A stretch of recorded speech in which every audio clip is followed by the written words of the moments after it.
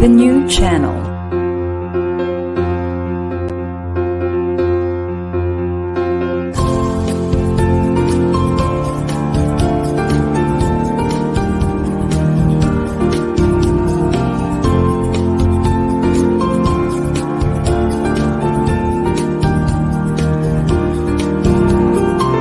The new channel.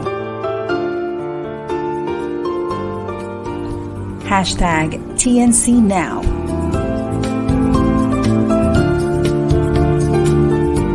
The views, opinions, and insights expressed in the following shows are those of the host, producers, guests, and viewers.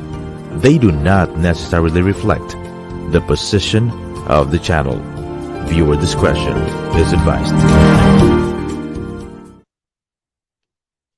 Hello and welcome to the new channel. Our passion transforms a community that sees and shares all things new.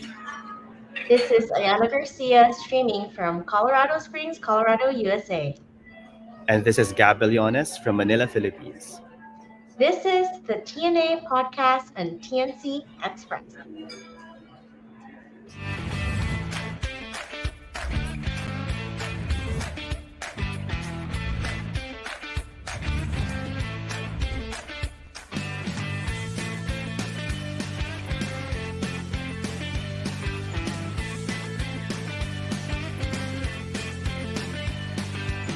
Welcome again to another webinar this Saturday. Thank you for spending your time again with us.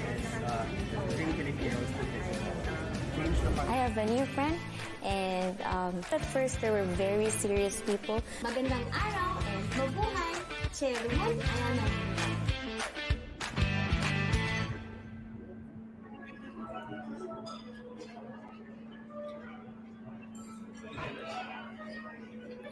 Hi, everybody, and welcome to the fourth episode of the GNA podcast. Again, we're very happy to have you here, all our watchers, our listeners. Welcome to the GNA podcast again. When it comes to critical issues of today, we can only count the number of people who are not afraid to show up and drive conversations. We talk about courage, maybe politics or any viral social issues. We are going to talk about specifically in today's episode trolls. And we were going to pin down on the topic of disinformation because even the smartest of us have been a victim of fake news at some point in our lives. But the internet has ramped up the spreading of fake news with potentially terrifying effects on individuals and society at large, with the power to transform even government policies. And most importantly, one of the crucial factor or stakeholder to take into account in here is the rise of the trolls. So to give us more insight into content and fighting disinformation, we will be joined by no other than Kristen. We are delighted to introduce Kristen, a highly regarded certified life coach hailing from Coach Masters Academy, an esteemed training program approved by the International Coach Federation. With a wealth of experience in career development and personal transformation, Kristen has become a prominent figure in the field of life coaching. Having facilitated numerous life changing transformations, Kristen's expertise has left a profound and enduring impact on individuals' lives. As a compassionate life coach, he has guided individuals through remarkable journeys that have rippled across all aspects of their existence. Kristen's mission is nothing short of remarkable, to bring about positive change in every person he encounters. Through his captivating speaking engagements, he aims to transform lives and leave a lasting imprint on his audience. The personal visions that centers around helping individuals become the best version of themselves, Kristan's influence extends beyond the realm of life coaching. Prepared to be inspired as we delve into the depths of his transformative work.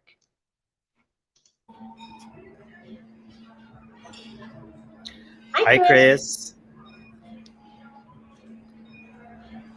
Hi guys. Good morning. Is it good morning or good afternoon to everyone? It's a Well, good evening. It's afternoon in the Philippines, but Ayana is actually recording from Colorado, USA. By the way, welcome to the show, Chris. We're very happy to have you here. Wow, thanks so much, guys. Ayana, Gab, thank you for having me on your show. It looks really interesting what you guys are trying to do here. And I am very excited and very humbled to be a part of this show and what you guys are trying to advocate. Yes, definitely. And it's a pleasure for us to actually have content creators and influencers like you who's really doing a lot of, impact in the space. So why don't we actually jump into that as an opener, right? The first question I would like to ask you is about the content creation. Now, I do know that you're not new in the show business industry in this particular space, but I want to pin down a little more on content creation. When did you start creating content? Like, when did you take this seriously? And obviously, how did you get into the influencing space? Okay, so content creation, I've always been doing it pretty much all my life, but always on the back end. So for the longest time, I was actually a producer for a lot of different TV shows. I had my own production company. And in 2015, I decided parang, oh, by the way, do you want me to speak in Tagalog or English? What do you prefer? Tagalog English is fine altogether. Taglish is good. Okay. So what I did is I decided to go from behind the scenes to in front of the camera in 2015 is when it started. I've always had a YouTube channel pero it's usually for my personal stuff, mga kalokohan ko lang, and then I would just be posting private videos ganon and sharing it with friends. And in 2018, I decided to finally click the upload button to be able to share insights, what's on my mind, and mga sharing score, mga learnings in life. And, I wanted to start doing that because I became a life coach 20. Wow, it seems like a long time ago. It is a long time ago. Mga 2016, I became a life coach. And I realized that I can only help so many people when it's in person and when I do one-on-one coaching. And I thought to myself, imagine the power of being able to influence people's minds, shape their lives when you can talk to more people. And the most powerful medium is the audiovisual medium, and it's the internet.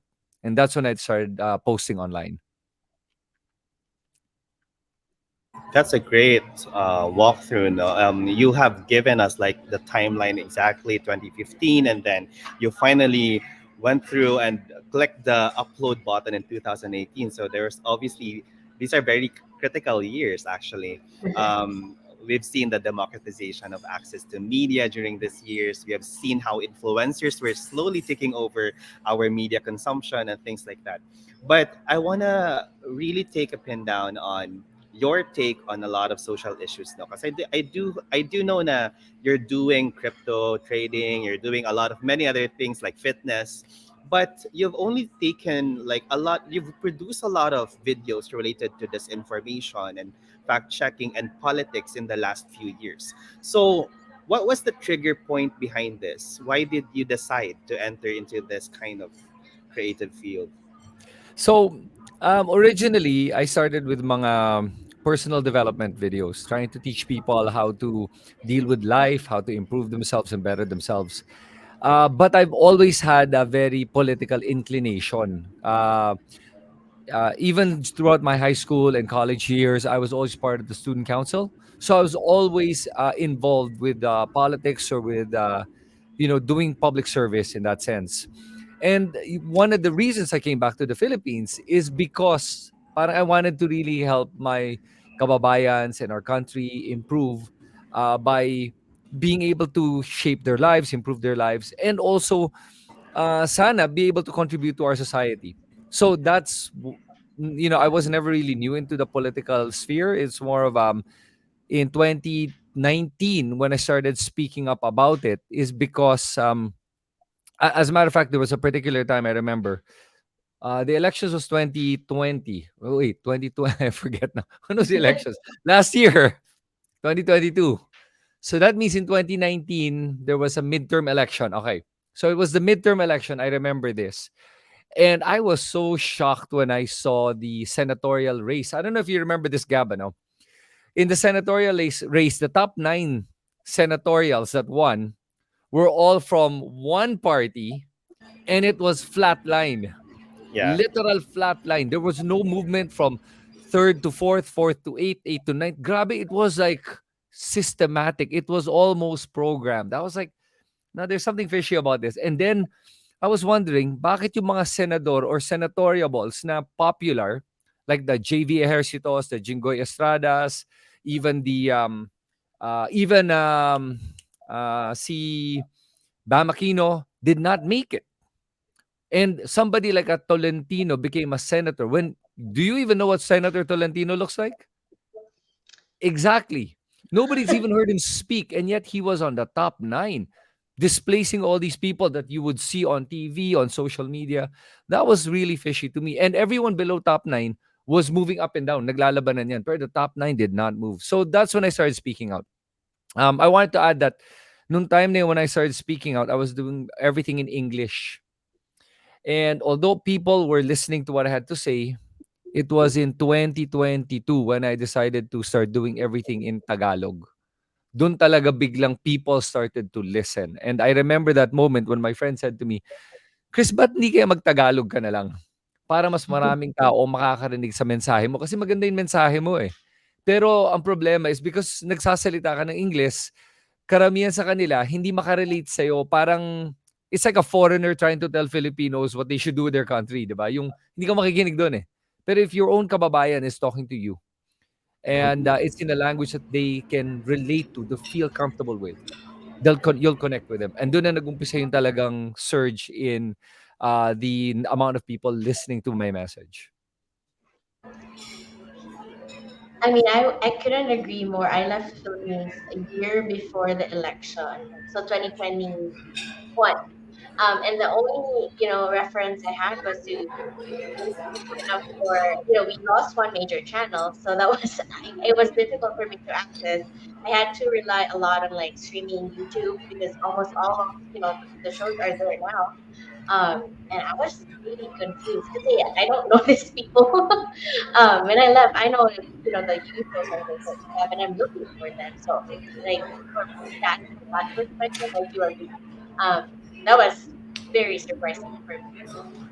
And to delve deeper around, particularly during that time, I think you've touched a few more, but like to add insight to that, did you feel that creating content in the last election can never be more significant? Why or why not? So it's actually correct what you said, that because the government from 2016 onwards was systematically trying to shut down information, and they demonized media, and they successfully demonized media. By demonizing media, you take out legitimate sources of information, and then they present alternative sources of information through social media. And what happened there is, first you demonize media, and then you present an alternative source of media, and then you amplify the wrong message by creating a mob mentality. Because there is a mob mentality. People succumb to mobs, and people's opinions are shaped by mobs. It is unfortunate na people in general will give in to the majority opinion because they are afraid to stand up and speak out against the majority. And that's what happened here. And it was a very the mind control that happened was ibang level eh. It was state-sponsored mind control using money from our government. Now, mind you, this is just my opinion.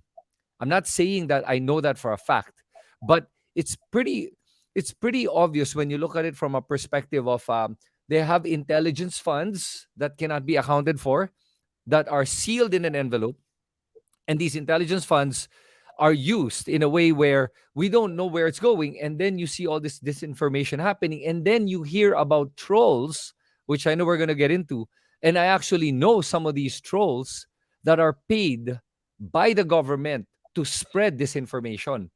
It is insane. And one of them, I actually admitted to me that I know this person, he gets paid a lot to spread disinformation. And that's what's frustrating.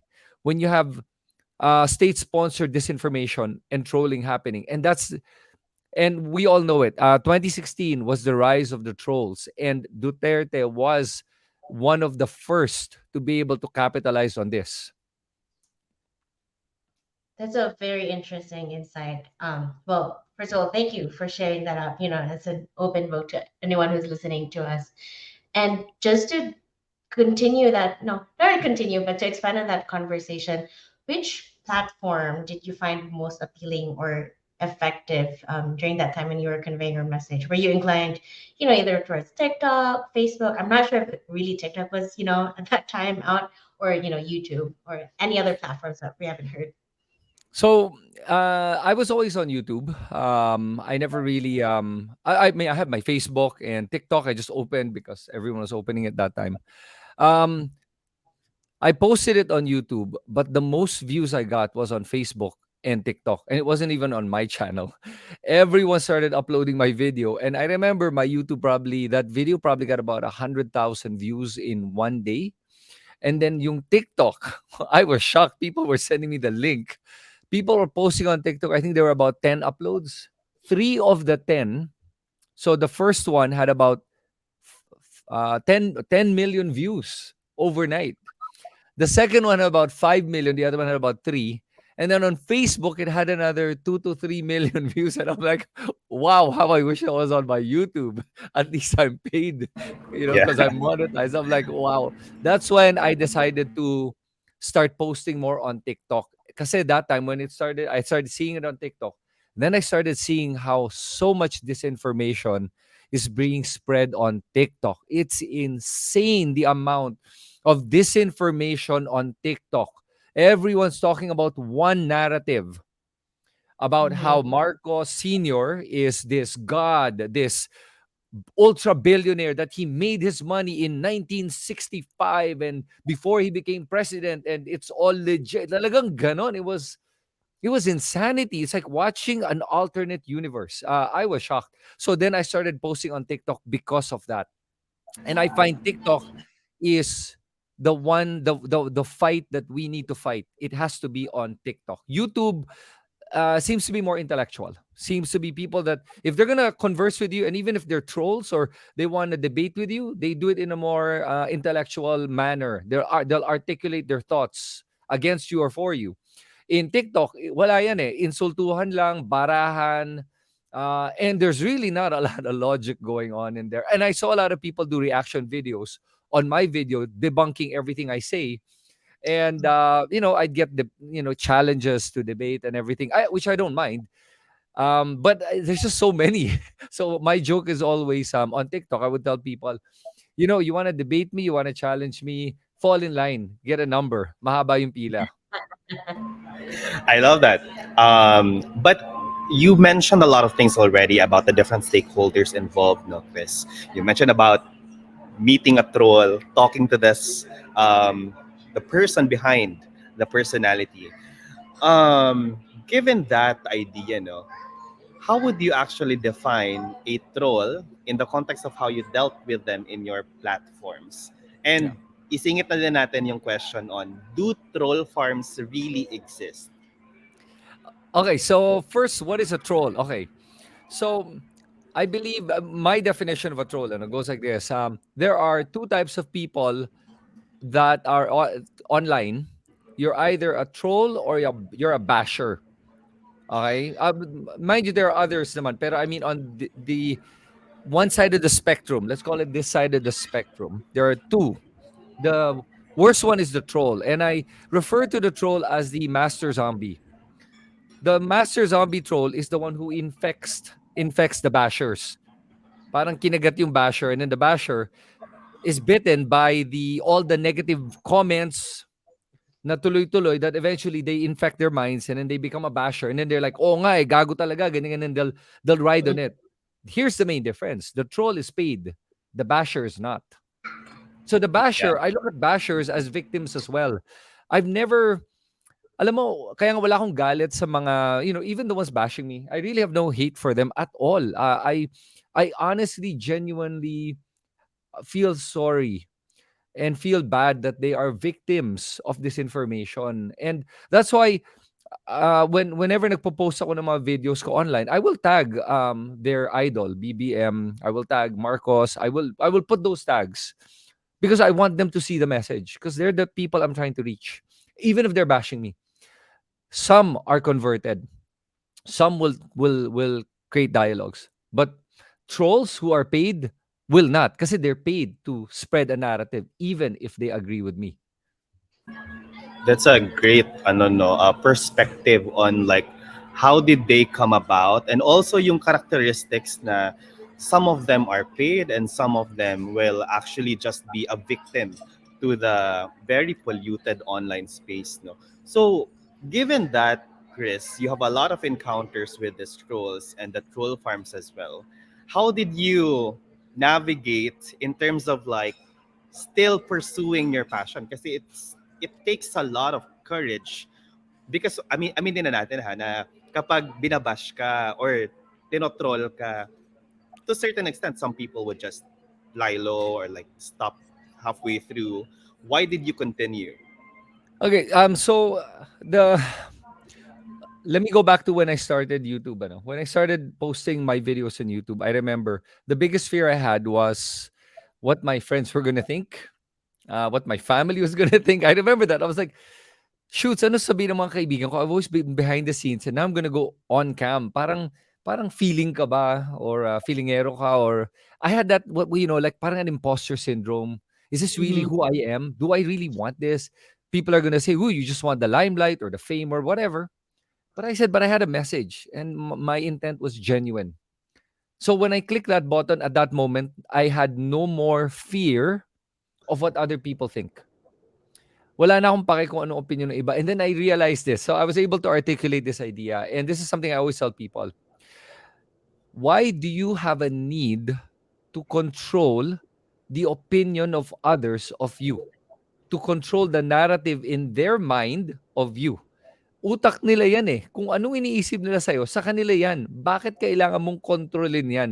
So there's a need for control if you need to do that. I have no need for anyone to think highly of me or to think badly of me. You can think whatever you want of me, and that's your opinion. And I absolutely respect your opinion. And your opinion of me is correct, whichever opinion that is, because that's the movie in your mind. So as soon as I was able to comprehend that idea, na talaga kung tingin mo talaga I'm the enemy, that's your opinion and it's correct in your mind. There's nothing wrong with that. And I respect that 100%. That's how I deal with it. Kaya when I see people saying, grabe, some of the things I read, even until now, I still read a lot of the really bad comments. Um, I just really think that, that's everyone's opinion and they're entitled to it. And that's the beauty of a democracy. We are entitled to our own opinion. And I am for that. And to be for that, you have to accept the good, the bad, and the ugly. You cannot have a democracy and just want democracy pag okay yung sinasabi, pero pangit sinasabi. Hindi pwede yan. Wala nang democracy. Hindi. Democracy works throughout the entire spectrum, from the good, the bad, and the ugly. And that's how it works. And that's what I think to make me deal with the bashers and the trollers.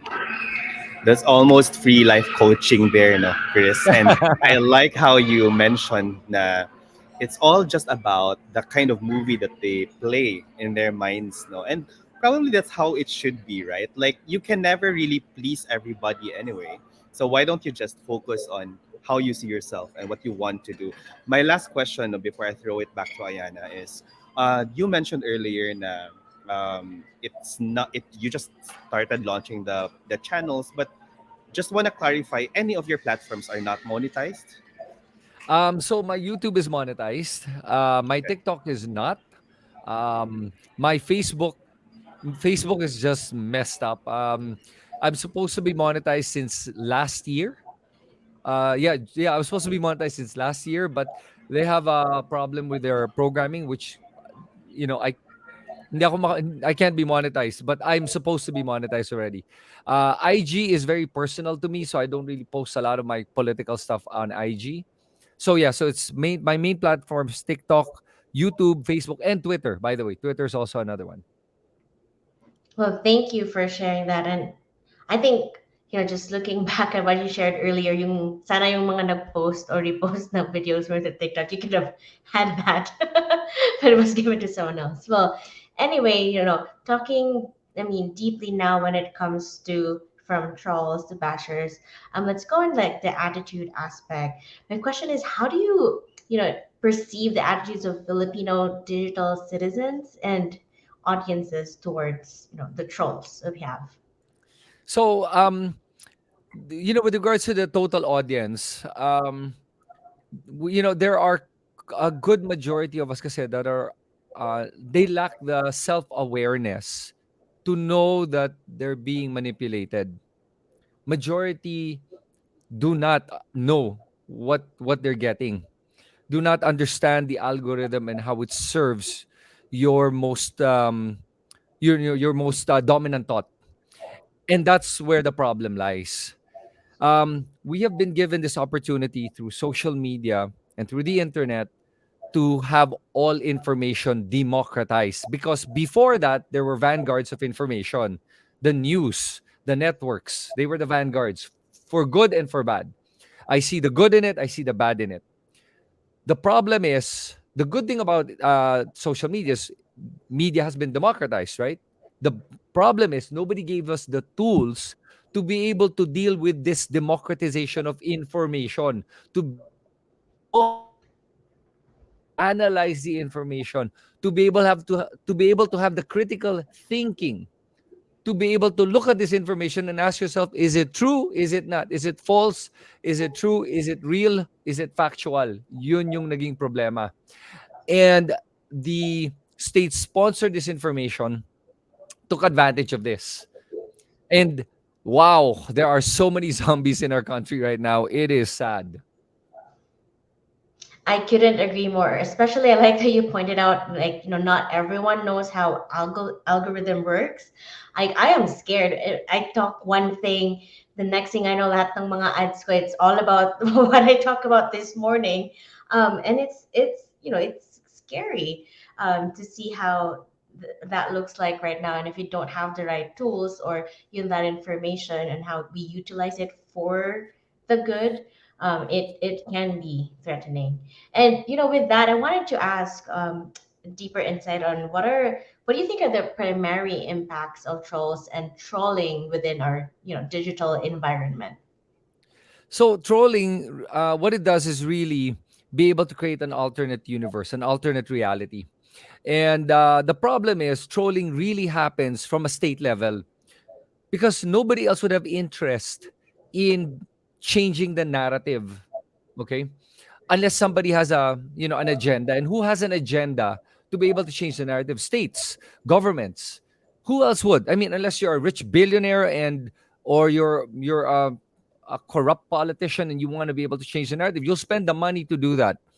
Otherwise, who else would do that? If you're in the right side of history, if you have the right motives, you will not need or want to even try to even create a troll farm. Here is the problem. In the Philippines, there are so much funds going into these confidential funds in the billions that nobody knows where it's going. And it's going to be happening every billions every year, for 6 years. Imagine mo yan. Where does that money go? How are these trolls paid? Who pays these trolls? So state-sponsored trolling is not just happening in the Philippines, by the way.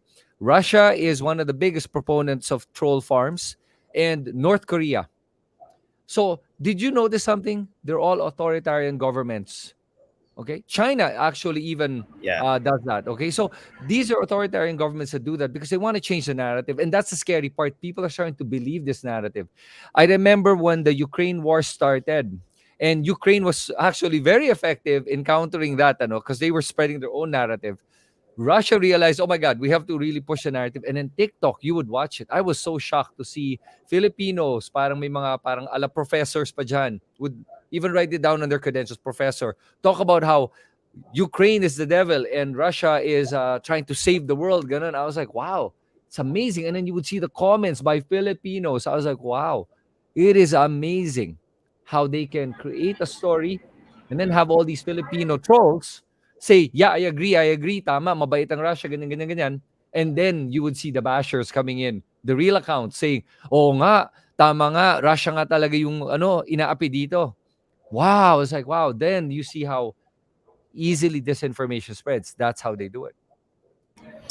I love how you pointed out the example of Ukraine. No? Kasi at the peak of that particular issue, we have also seen a lot of narratives being spread in many different Asian countries as well that actually try to um, paint or demonize like Ukraine as obviously the one that is actually spreading the hate and all the being the contrabida, for the lack of a better term.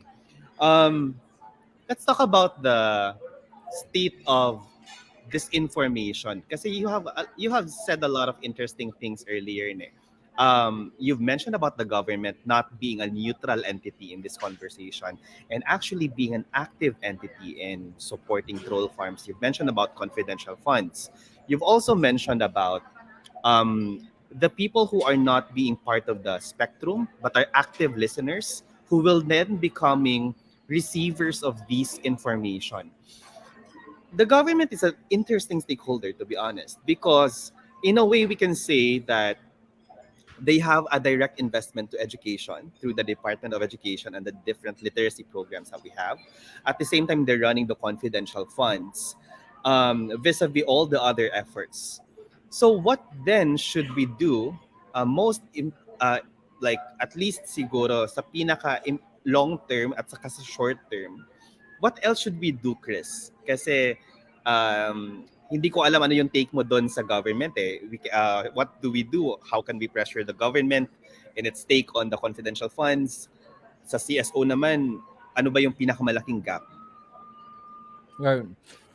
So there are a couple of things that can be done. Number one, actually, I'm supposed to do a video about this. I don't know. I have a lineup of all the videos I have to do, and I just didn't get a chance to do it. It's this run for government, because I noticed that if you look at some of the elections, the politician wins by the fact that there's nobody else running against that person. And that happens a lot, by the way, in even my city. I just In my city that happened. Nobody ran against the mayor, the incumbent mayor, so they just won. And that's the problem. A lot of Filipinos, yes, they rant, they complain, they say the government's bad, but then nobody's running for government. So the same criminals are running for government, and that's the problem. We need good people to run for government. Now, I have to point out that when I say we need good people running for government, there are good people in government. There are some, pero sobrang konti. And the rest of the government, the management system or the employees, they're all good kasi they're not naman elected eh. They're rank and file that are doing their job, and it doesn't matter who the appointed leaders are, they'll still do their job. That's necessary. And I've met a few of them, and they're very good people, and they're just doing their job. I'm talking about the elected officials. So it's important that to make a difference, we need to get more people in government. Number one, whether it's elected, whether it's appointed, or whether you're working for the government, to have the tenacity to work through it and do a good job, regardless of whoever the president is. If you can do that, you can affect change from the inside. Um, I'm not the type kasi that rallies goes to rallies and protests. I'm not that. I'm the type that if I really want change, you go on the inside and make the change on the inside by working with these all these actors. Now, here's the problem. You need to get your hands dirty if you're gonna get in the government, the way I see it. Talagang madudumihan yung kamay mo ng konti. Pero kaya yan. And that's one way to do it. The other way to do it, so that's one. So this is a multi-pronged approach. This is not one strategy. There's a lot of things that needs to be done. The other thing you need to do is we as the people need to organize ourselves in like what you guys are doing, Gab, Ayana. This is really important. Creating fact-checking institutions, organizations, and I'm actually a part of certain chat groups that we try to amplify our voice. We share information and we amplify that information on social media. We're not paid to do this, not like the troll farm, but we still do it because you need a counter to what's the disinformation happening out there. So that's another way to organize community groups where you can share information. The third thing you need to do is you need to have critical thinking skills. You need to be self-aware. You need to learn to improve your mind. That is your most powerful tool, is right here. And most people don't know that. They use their mind passively. Passively just to accept stimuli, what they see, what they hear, versus to use their mind to think, to be active listeners. Yun ang kulang. So they need to learn how to do that. And lastly, um, they need to speak up. So I always tell my friends that and people online, I would tell them, guys, it's not enough to agree with what I'm saying. You need to post a comment. Say if there was a wrong comment, you need to counter that with a comment. One person is not good enough to be able to make a difference. It needs an entire community. We all need to show our patriotism, our love, to be able to fight disinformation. And you need to do that by commenting, by leaving a tweet, sharing a post. You need to be able to do that. And that's how we fight this disinformation. Thank you, Chris. Very detailed and actually actionable items talaga na involves different stakeholders. Because I also echo your what you're saying, no, na for us to be able to fight this issue more effectively, we have to engage different stakeholders and implement a multi-pronged approach. Chris, sorry to ask this, but one of the most striking conversations we had before in the past is about you lying down a bit. Mm, You lied low a bit because you were afraid for your own safety. Um, it was sometime around last year when there was a threat against a. It was not just a threat, actually. A broadcast journalist was killed on a broad daylight, and yep. near his station, near his workplace. So my question to you is, how did you find the middle ground to safety and advocacy, especially because yes, we're talking about pushing people to do this, but what if I'm afraid with red tagging and my own safety anymore? What should be the middle ground? Um, so when that happened, I did lay low. I actually was contemplating on just deleting everything and just going back to my private life. I really enjoyed that. And I saw also my YouTube traffic go down. Everything I saw it kasi talagang it was nerve wracking. Wow. So how did I deal with it? So what I did was this. I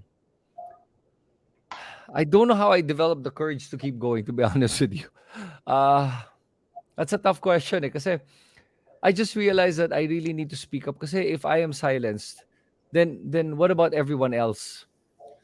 And then what I did was the middle ground I took was this.